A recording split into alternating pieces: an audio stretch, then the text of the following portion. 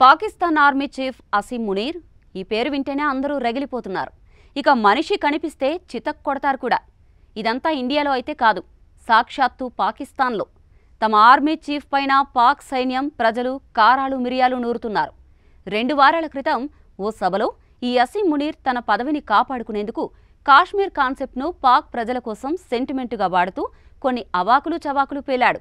ఆయన గారు అలా మాట్లాడిన వారం రోజులకే పహల్గాంలో పెద్ద నెత్తురు పారించారు ఉగ్రవాదులు.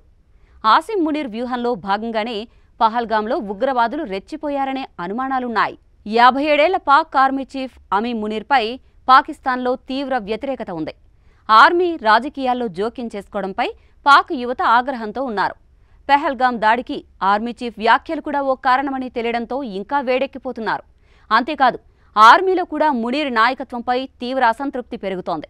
250 మంది ఆర్మీ ఆఫీసర్లు, 1200 మంది సైనికులు అసీం మునీర్ తీరు నచ్చక రాజీనామా చేశారు అంటే అక్కడ పరిస్థితి ఎంత తీవ్రంగా ఉందో అర్థం చేసుకోవచ్చు. ఈ టైంలో మునీర్ తన సీటును కాపాడుకోవడానికి, ప్రజల దృష్టిని మళ్లించడానికి ఈ టెర్రర్ దాడిని ప్లాన్ చేశారని ఆరోపణలు వస్తున్నాయి. భారత్లో ఉగ్రదాడి ద్వారా పబ్బం గడుపుకోవాలి అనుకున్న మునీర్కు ఎదురు దెబ్బలు తగులుతున్నాయి. పహల్గాం ఘటనపై భారత్ తీవ్రంగా స్పందించడంతో 2 దేశాల సంబంధాలకు బ్రేక్ పడింది. ఆర్థిక సంక్షోభం నుంచి పాక్ ప్రజల దృష్టిని మళ్లించేందుకు మునీర్ పట్టిన కుట్రలు ఫెయిల్ అయ్యాయి. పాక్ మరింత సంక్షోభంలో చిక్కుకుంది. ఈ దాడి కారణంగా భారత్ పాకిస్తాన్ మధ్య ట్రేడ్ పూర్తిగా ఆగిపోయింది.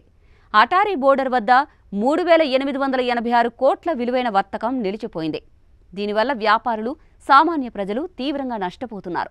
సింధు జలాల ఒప్పందం నుంచి భారత్ తప్పుకోవడం కూడా పాక్కు తీవ్ర నష్టాన్ని మిగుల్చుతుంది. మరోవైపు మునీర్ నాయకత్వంలో పాకిస్తాన్ ఆర్మీ ఒక రకమైన డీప్ స్టేట్గా మారిందని, తాను ఓ రాజకీయ డిక్టేటర్లా ఫీల్ అవుతున్నాడని విశ్లేషకులు అంటున్నారు. అలాగే పాక్లో పేరుకు రాజకీయ పార్టీలు ఉన్నా పాలన మాత్రం ఆర్మీ చేతుల్లోకి తీసుకుందని ఆరోపణలున్నాయి. మరీ ముఖ్యంగా మాజీ ప్రధాని ఇమ్రాన్ ఖాన్ను అధికారం నుంచి తొలగించడంలో ఆర్మీ పాత్ర కూడా ఉందని ఆరోపణలు ఉన్నాయి.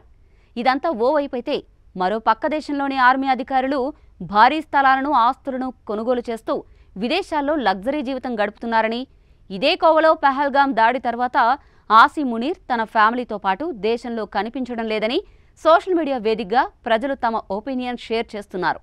అసీం మునీర్ విషయంలో పాక్ ప్రభుత్వం ఎలాంటి నిర్ణయం తీసుకుంటుంది అన్నది ఆసక్తిగా మారింది.